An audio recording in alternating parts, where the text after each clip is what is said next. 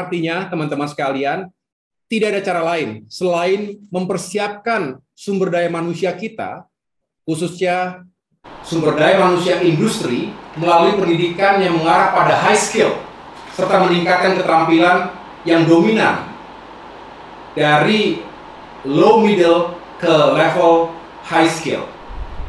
Ini adalah sesuatu yang harus kita kerjakan, menjadi krusial untuk kita semua. Selain berbagai peluang dan manfaat yang bisa kita rasakan dari kemajuan teknologi dan digitalisasi dewasa ini, yang ingin saya soroti adalah dampak buruk yang dihadirkan.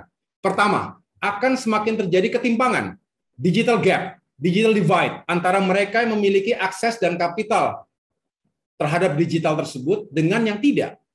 Juga akan terjadi melebarnya ketimpangan antara wilayah negara di dunia. Dampak buruk yang kedua adalah penetrasi media sosial yang tanpa batas bisa menghadirkan tsunami disinformasi yang berdampak negatif terhadap kehidupan politik dan sosial masyarakat dunia. Saya lanjutkan. Lalu, kita juga tahu, politik di dunia juga semakin dinamis. Sebenarnya, politik itu adalah suatu cara, suatu jalan untuk mencapai kemajuan dan kesejahteraan bersama. Ya mungkin ada saja yang menganggap politik itu serba kotor, serba gelap, dan lain-lain.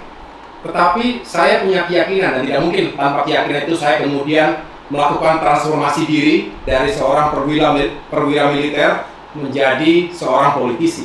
Karena saya punya keyakinan, optimisme bahwa dengan politik kita bisa membawa kebaikan dan kemajuan. Asalkan politik itu dijalankan dengan cara-cara yang bermartabat dan berkeadaban. Namun realitasnya, politik praktis bisa dieksploitasi, menggunakan sentimen ras, agama, primordialisme, dan lain-lain, termasuk nasionalisme.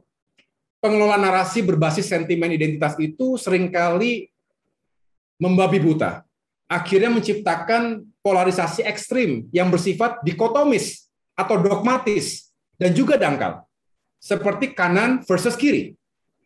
Ini contoh ya, Geert Wilders, politisi sayap kanan Belanda yang menunjukkan sentimen anti-Islam dan komunitas imigran.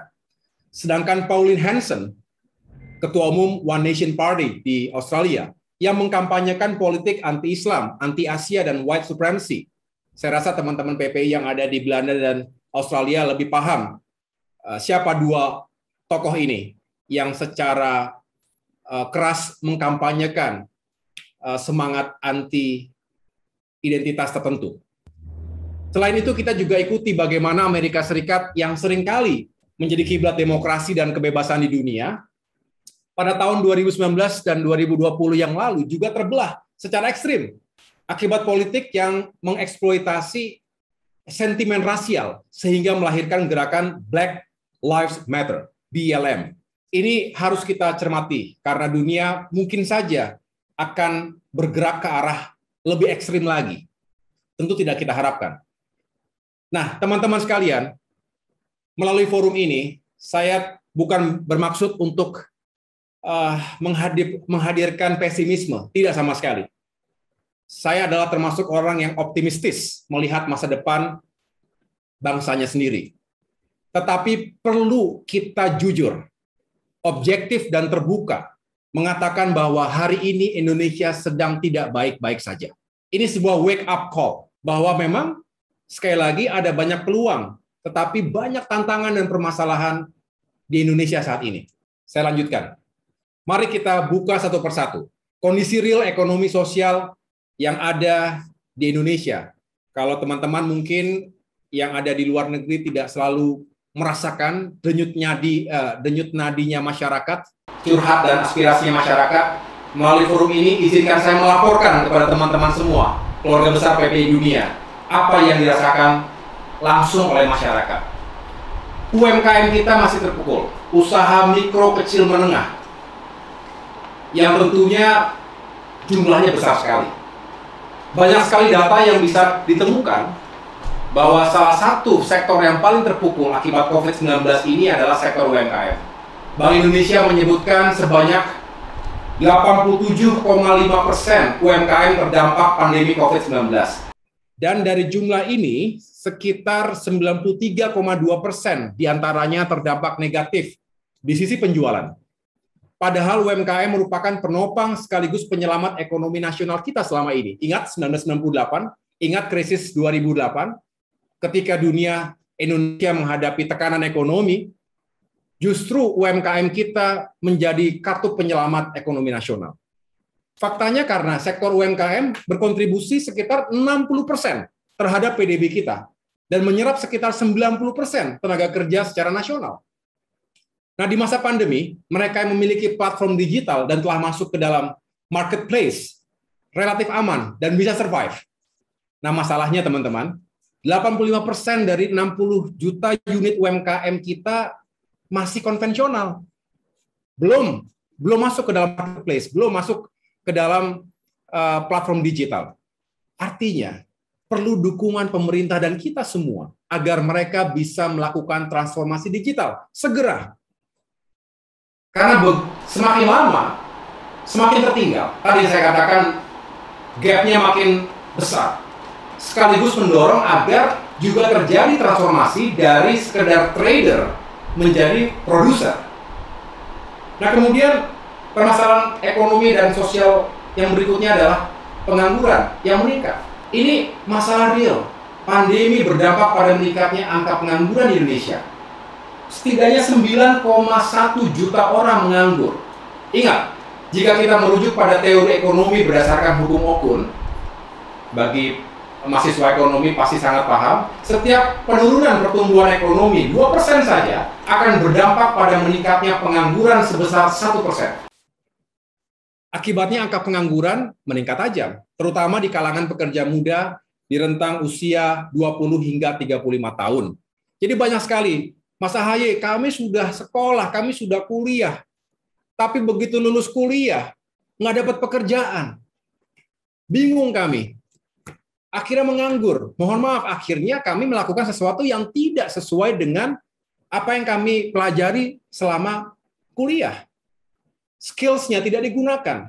Karena tidak ada lapangan pekerjaan yang, ataupun paling tidak terbuka lapangan pekerjaan bagi mereka di masa tekanan ekonomi pandemi ini. Lalu yang berikutnya, ketimpangan meningkat. Pandemi juga membuat angka ketimpangan di Indonesia makin tinggi.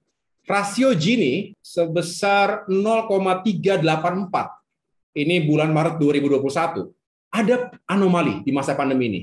Tadi, yang kaya makin kaya, tapi banyak juga yang miskin makin miskin. Seperti bentuk huruf K. K ya, K begitu. Ada yang ke atas, ada yang ke bawah. Jadi di masa recovery pandemi ini, ada yang grafiknya, kurvanya ke atas. Karena mereka justru diuntungkan secara dan kegiatan ekonomi. Misalnya industri di bidang teknologi, informasi, dan komunikasi, mereka yang bisa menghadirkan aplikasi-aplikasi digital, termasuk bisnis di sektor kesehatan, itu meroket malah. Berkali-kali lipat hitungannya. Karena memang demand-nya, permintaannya tinggi. Sedangkan sektor-sektor usaha di bidang transportasi, perhotelan, pariwisata, dan hospitality lainnya sangat terpukul. Sangat dimengerti karena memang pembatasan sosial. Karena larangan berpergian, karantina, dan lain-lain. Jadi seperti huruf K yang ke bawah grafiknya. Sekali lagi ketimpangan makin terjadi. Lalu saya nggak tahu apakah terjadi juga di tempatnya Mas Agung di Hungary tadi ya. Mas Agung di Hungary ya? Betul Mas Ahaye, Hungari, di Budapest. Mas. Budapest, wah indah sekali tuh. Budapest itu very beautiful. Dibelah oleh sebuah sungai, ada kota tua, kota yang lebih modern, tapi indah sekali. Bagus untuk honeymoon. Betul Mas Ahaye. Bagus untuk honeymoon, bukan untuk belajar Mas. Jadi kalau belajar karena suka tergoda dengan keindahan alam yang ada di Budapest. Tapi saya nggak tahu apakah juga terjadi di Indonesia hari ini. Harga-harga kebutuhan pokok masyarakat naik. Terjadi kelangkaan barang di pasar. Harga minyak goreng naik. Harga kedelai naik. Harga daging sapi naik. Padahal kita belum memasuki bulan puasa Ramadan, di mana lazimnya permintaan pasar atau demand tadi akan meningkat secara signifikan, utamanya bagi umat muslim di Indonesia yang jumlahnya terbesar di dunia. Nah, selain harga-harga kebutuhan pokok yang naik tersebut, harga BBM, tarif dasar listrik, tarif tol juga mengalami kenaikan. Nah, yang disayangkan, kenaikan harga-harga tersebut dilakukan secara diam-diam. Tiba-tiba bangun pagi, harga udah naik. Rakyat yang lagi sulit hidupnya saat ini akibat belum pulihnya perekonomian rumah tangga mereka, seolah dipaksa begitu saja untuk menerima keadaan. Kita semua seperti di fait accompli. Ya, tiba-tiba semuanya naik. Ya, ini semua adalah pekerjaan besar. Bukan hanya pemerintah, tapi kita semua, elemen masyarakat di Indonesia harus terus menghadirkan gagasan dan juga feedback, termasuk kritik. Jadi saya berharap tentunya tidak boleh ada yang anti kritik. Sesungguhnya kritik yang membangun, feedback yang konstruktif itu yang akan menyelamatkan negeri kita. Nah, yang berikutnya, ini sesuai dengan janji saya di awal tadi, bahwa saya akan menyoroti tiga hal yang berdampak pada kualitas demokrasi kita dewasa ini. Ada tiga, yaitu money politics, identity politics, dan post-truth politics. Mari kita ungkap yang pertama. Politik kita hari ini semakin disesaki oleh pragmatisme dan transaksionalisme. Artinya demi kemenangan elektoral, politik uang menjadi jalan pintas. Ya tentu bagi mereka yang punya uang. Punya uang pun punya uang yang berlimpah. Khususnya oligarki. Padahal seharusnya pemilu dan pilkada menjadi ajang untuk mencari potensi terbaik yang dimiliki bangsa ini. Putra-putri terbaik bangsa, putra-putri terbaik daerah, bukan putra-putri yang paling kaya. Kalau politik uang merajalela, artinya apakah kemudian tidak ada ruang bagi putra-putri terbaik tadi yang tidak punya uang, tidak punya kapital besar untuk menjadi pemimpin dan wakil rakyat bagi masyarakatnya? Ini tidak fair. Harus kita evaluasi bersama. Yang kedua, berbicara politik identitas. Identity politics. Ada sejumlah kalangan yang menilai bahwa eksploitasi politik identitas ini merupakan strategi yang paling efektif dan efisien dalam memenangkan dukungan elektoral dengan cara menyentuh sentimen primordial atau identitas tertentu, bisa agama, suku, atau etnis. Ini sangat berbahaya. Sangat berbahaya. Dalam jangka pendek, politik identitas bisa saja membawa kemenangan politik bagi seorang kandidat atau partai politik. Tapi dalam jangka panjang, kerusakan dan perpecahan akan terjadi. Dan yang terakhir adalah post-truth politics. Politik fitnah memang bukan sesuatu yang baru. Tetapi dengan perkembangan teknologi dan maraknya penggunaan media sosial, membuka ruang post-truth politics yang diorkestrai secara membabi buta. Hoax, black campaign, hate speech, seolah menjadi norma baru dalam kehidupan demokrasi kita. Dan kebohongan yang berulang-ulang, cepat atau lambat akan menjadi kebenaran yang baru. Nah, fenomena buzzer merupakan benalu demokrasi yang menguatkan ancaman post-truth politics tadi. Hadirnya kekuatan predatorik yang memanfaatkan melemahnya pilar-pilar demokrasi di tahun 2021 juga dirasakan oleh keluarga besar Partai Demokrat. Kami menjadi korban praktik politik kotor yang menabrak etika politik dan menghina norma demokrasi yang bermoral dan berkeadaban. Munculnya upaya pemilihan kepemimpinan secara ilegal dan inkonstitusional dilakukan oleh sejumlah oknum yang sampai saat ini masih ada dalam kekuasaan, merupakan insiden dan pelajaran penting yang selamanya akan tercatat dalam sejarah perkembangan demokrasi di Indonesia. Di sisi lain, teman-teman sekalian, kebebasan berpendapat dalam digital demokrasi ini seringkali berubah menjadi kriminalisasi. Dalam situasi seperti ini, hadirnya pers yang independen dan kredibel sangat dinantikan untuk menjadi referensi objektif bagi masyarakat di tengah-tengah tsunami informasi dan disinformasi di dunia maya. Sebagai salah satu pilar demokrasi, media harus turut melawan post-truth politics. Demokrasi yang seharusnya menjadi driving force pembangunan dan kemajuan bangsa harus kita pertahankan. Saya tentu mengajak kita semua, khususnya generasi muda dan keluarga besar PPI Dunia, dimanapun berada, mari kita sama-sama jaga kehidupan demokrasi di Indonesia. Kita lawan perilaku-perilaku buruk dalam berpolitik dan berdemokrasi yang akan menghancurkan kehidupan bermasyarakat, berbangsa, dan bernegara kita. Politik uang, politik identitas, dan politik fitnah tadi adalah musuh bersama kita hari ini. Ini saya potret kemunduran demokrasi Indonesia berasal dari sejumlah lembaga di dunia. Contohnya dari Australian National University berbicara bahwa demokrasi di Indonesia telah mengalami kemunduran from stagnation to regression.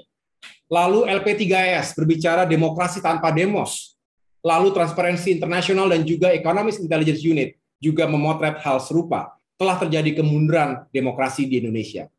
Ini sebagai grafik singkat saja dalam rilis indeks demokrasinya Economist Intelligence Unit tahun 2020 menunjukkan kualitas demokrasi Indonesia menurun signifikan, ya, dari 6,48 ke 6,3 pada tahun 2020 dengan nilai kebebasan sipil yang rendah, sehingga membuat indeks demokrasi Indonesia menjadi yang terendah selama 14 tahun terakhir ini, dan dikategorikan sebagai flawed democracy, demokrasi yang cacat. Lalu tahun 2021 memang ada peningkatan sedikit, tetapi nilai kebebasan sipil masih rendah, dan aspek budaya politik juga menurun signifikan. Nah, sementara kita berarti masih dikategorikan sebagai flawed democracy, yang hanya tipis di atas kategori hybrid regime dan authoritarian. Hati-hati nih, jangan sampai kita makin lama makin menurun demokrasi kita, tiba-tiba tak terasa kita masuk ke dalam sebuah rezim, sebuah alam otoriter, seperti yang terjadi di waktu yang lalu. Semua ini harus kita perbaiki, karena tatanan demokrasi yang terkonsolidasi secara matang merupakan fondasi utama bagi pembangunan jangka panjang.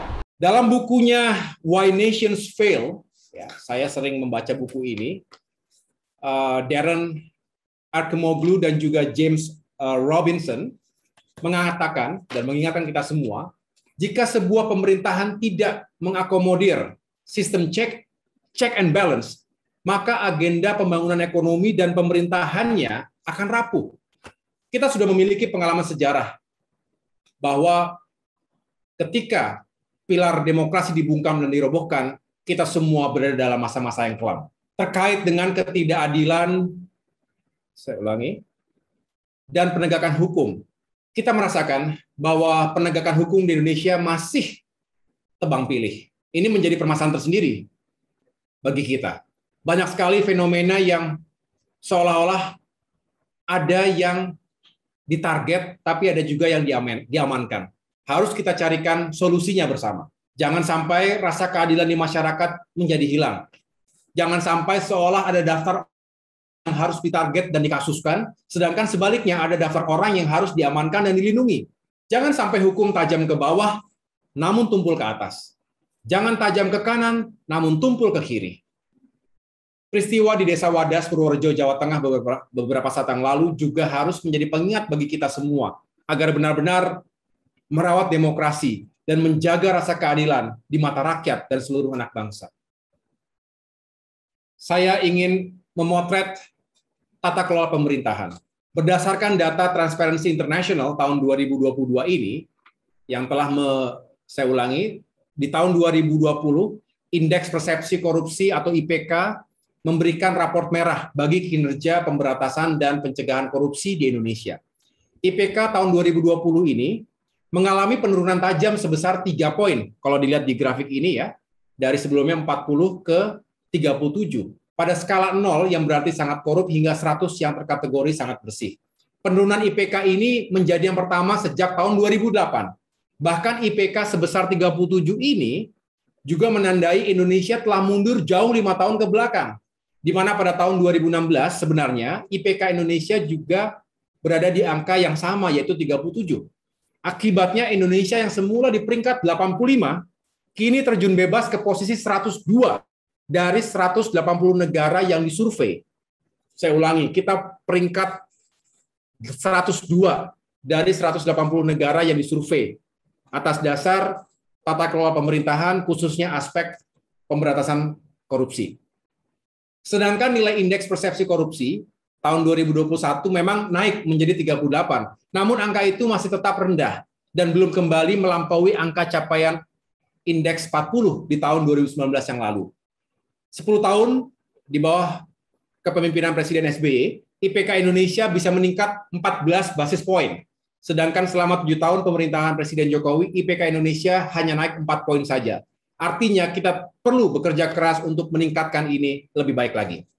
Kemudian teman-teman sekalian, ini juga yang sedang hangat di Indonesia kalau mengikuti pemberitaan media massa maupun di media sosial. baru ini ada wacana penundaan pemilu 2024 karena alasan yang tidak jelas, tidak masuk akal, dan tidak sesuai dengan konstitusi. Bahwa masa kepemimpinan presiden, juga kepala daerah, adalah 5 tahun. Dan bisa dipilih maksimal 2 kali. Ini konstitusi kita. Ini adalah amanah reformasi. Amanah reformasi nasional 1998 yang lalu. Lalu kalau sekarang, di saat kita semua sedang sibuk-sibuknya, berupaya sekuat tenaga untuk bisa pulih dan bangkit dari pandemi dan tekanan ekonomi yang berkepanjangan ini, kemudian ada pihak-pihak yang ingin melanggengkan kekuasaannya tanpa malu-malu. Menurut saya ini adalah sebuah permufakatan jahat. Kita harus waspada, karena mereka akan melakukan segala cara agar ini berhasil dilakukan sebagai pintu masuk terjadinya pelanggengan kekuasaan tanpa batas. So what's next? Apa selanjutnya? Setelah mengundur pemilu, kemudian presiden bisa 3 periode, presiden bisa seumur hidup, presiden tidak lagi dipilih langsung oleh rakyat. What's next? Apa lagi? Nah, kalau semua itu terjadi, artinya demokrasi kita mati. Kita akan kembali mundur jauh ke belakang. Dan apakah mereka yang ingin melanggengkan kekuasaan tadi tidak ingat atau melupakan sejarah begitu saja?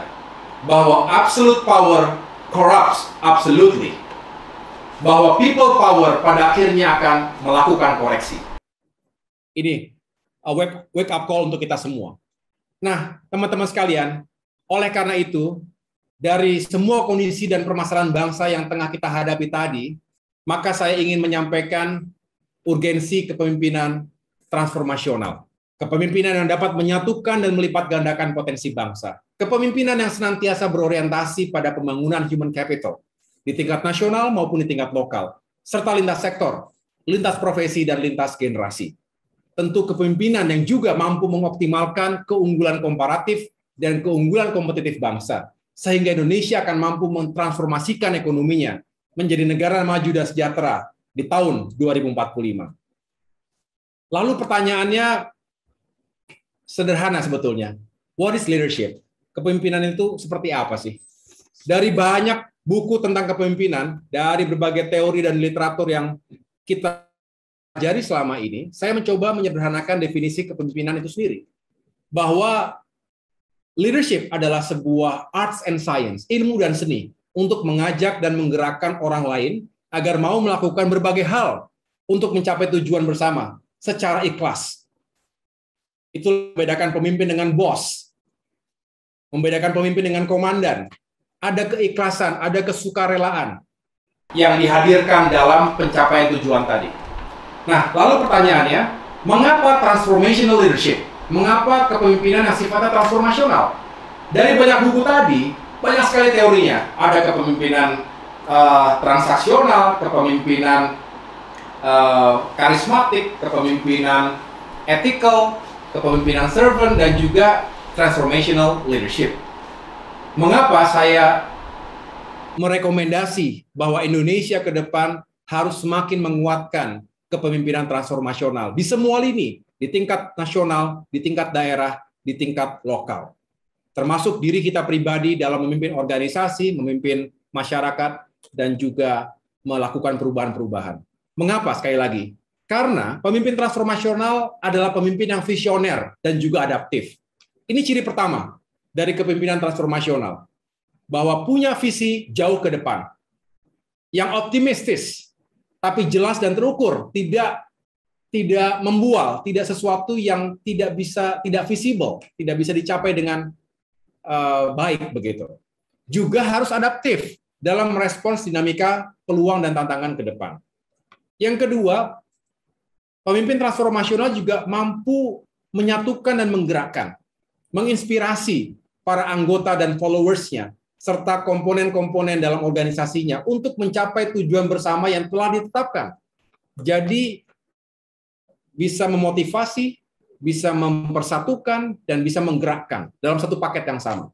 Dan yang terakhir, pemimpin transformasional mampu melipat gandakan sumber daya yang ada di organisasinya, termasuk sumber daya yang ada di bangsa kita. Khususnya, melipat gandakan sumber daya manusia. Ini yang paling penting. SDM harus menjadi kekuatan kita.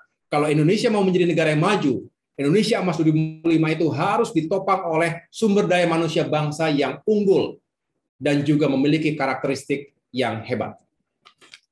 Dengan demikian saya ingin menyampaikan bahwa urgensi untuk mengorkestrasi sumber daya manusia ini harus benar-benar kita sadari. Pembangunan ekonomi, menurut Amartya Sen, seorang peraih Nobel di bidang ekonomi, seorang filsuf terkemuka dari India, mengatakan bahwa pembangunan ekonomi yang tidak didasarkan pada pembangunan sumber daya manusianya, laksana membangun istana pasir di tepi pantai, rapuh dan mudah runtuh. Nah, kita tadi tahu, kita punya momentum emas yang jangan sampai disia-siakan, yaitu bonus demografi. Dari peta generasi ini, bisa dilihat di slide, mayoritas penduduk kita berkategori muda, yakni kelompok milenial dan generasi Z, yang mendominasi populasi bangsa sekitar 54%, dan memiliki hak politik pada pemilu 2024 mendatang. Sekali lagi, jika generasi milenial, generasi Z, dan generasi post-Z ini digabungkan, maka jumlahnya adalah 64 hingga 65%. Artinya lebih dari 174 juta penduduk Indonesia di tahun 2021 diisi oleh anak muda. 70% usia produktif di tahun 2030 hingga 2035. Puncak bonus demografi. Nah, semua keunggulan komparatif tersebut harus dapat dikonversi menjadi keunggulan kompetitif bangsa. Karena bonus demografi tidak begitu berarti tanpa bonus kompetensi.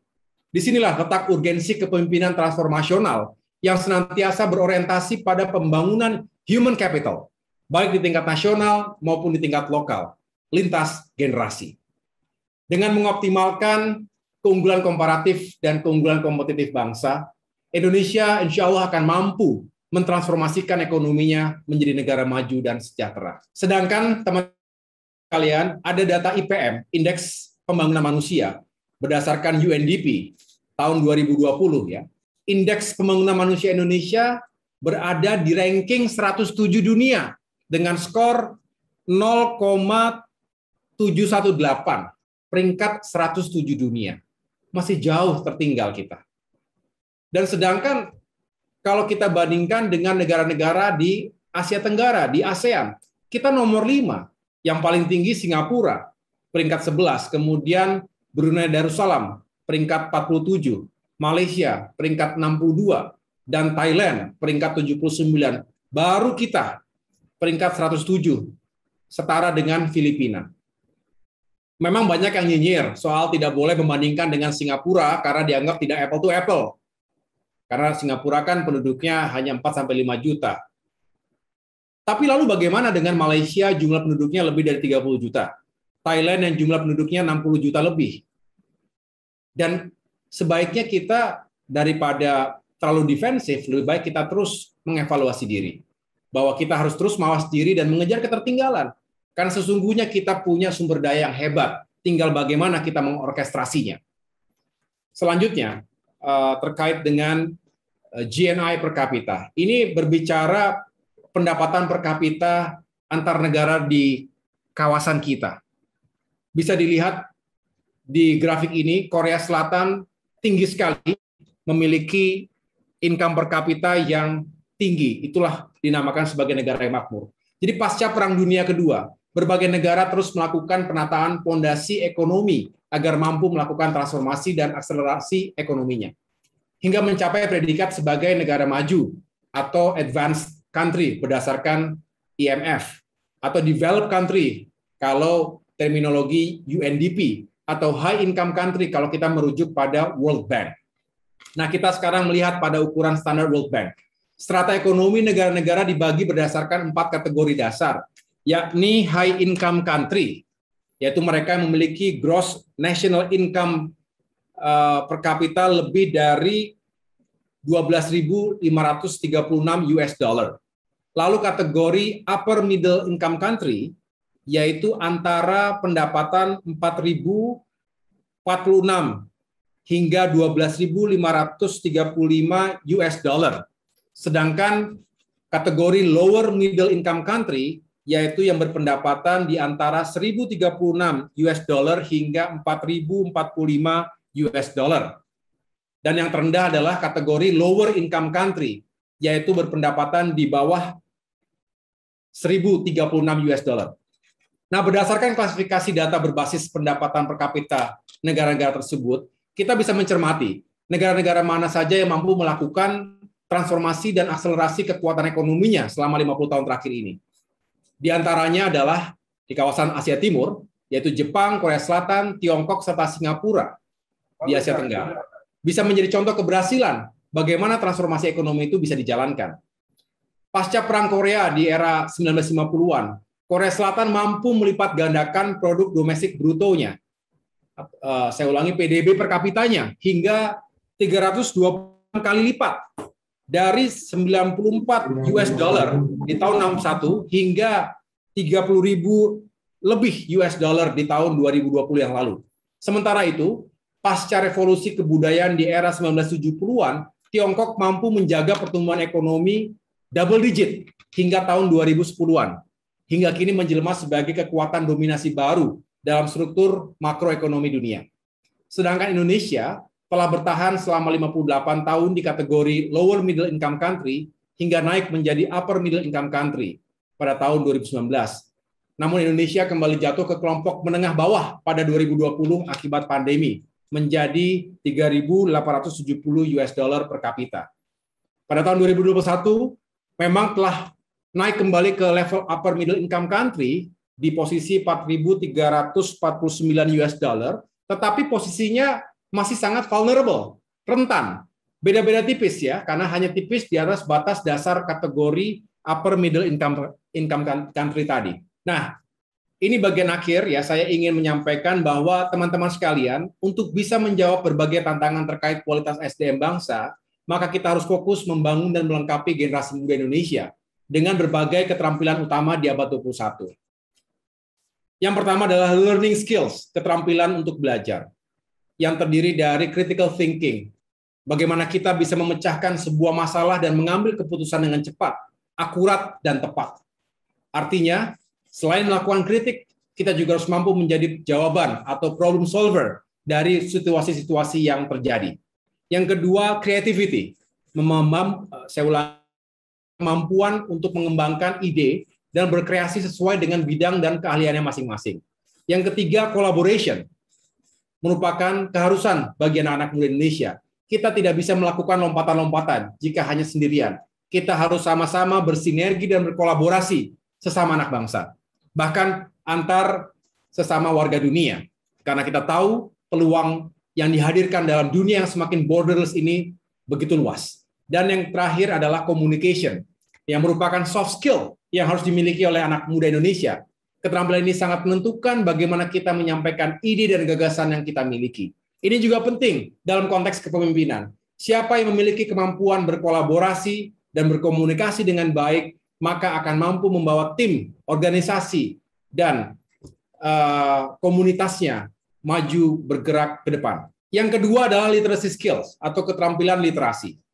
Dalam era tsunami informasi seperti saat ini, kita harus memiliki literasi terhadap informasi, menggunakan analisa data dan fakta yang menjadi sangat penting untuk mencegah hoax dan perpecahan.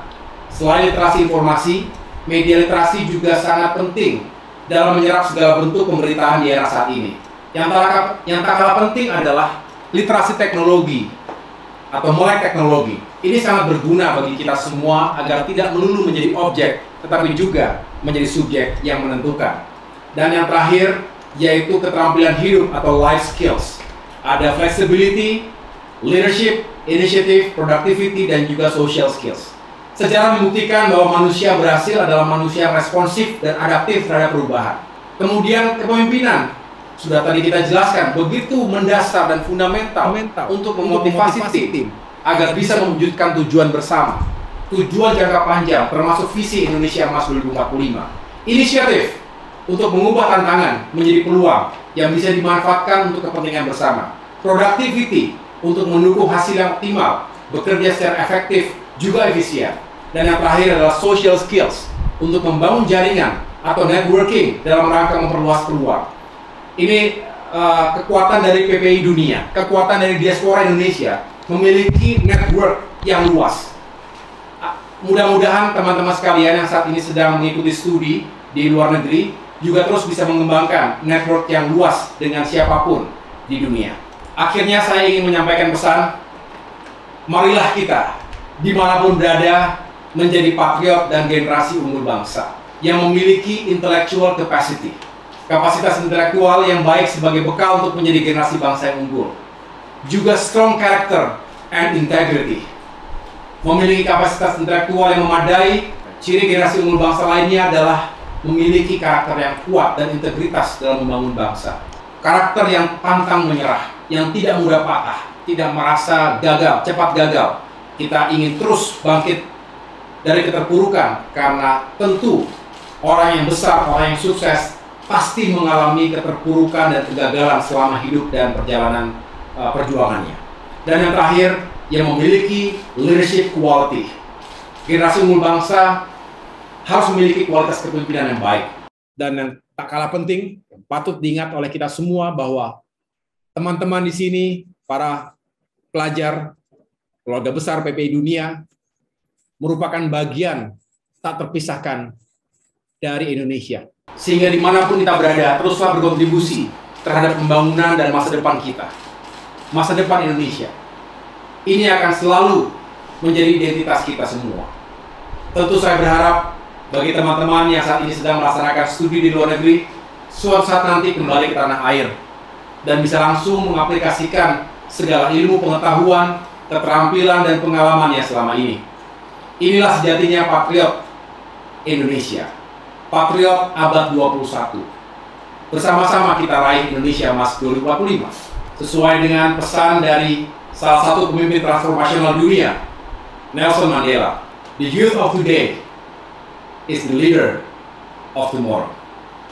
Semoga teman-teman sekalian pada saatnya menjadi pemimpin-pemimpin bagi kita semua, terutama yang berusia muda saat ini. 2045 tidak lama lagi, hanya 23 tahun dari sekarang. Sebuah waktu yang pendek dalam perspektif sejarah. Kalau saat ini teman-teman berusia 20 tahun, berarti tahun 2045, jika insya Allah usia panjang, berusia 43 tahun, sama seperti usia saya saat ini. Di saat itulah teman-teman sekalian yang akan memimpin dan mengawaki kita semua. Oleh karena itu, dream big, work hard, never give up. Terima kasih, semoga sukses selalu. Terima kasih kepada PPI Dunia atas undangannya. Semoga kita senantiasa dalam lindungan Allah Subhanahu wa Ta'ala dan diberikan jalan sukses dan pengabdian bagi bangsa dan negara yang kita cintai bersama. Wassalamualaikum warahmatullahi wabarakatuh. Waalaikumsalam warahmatullahi wabarakatuh.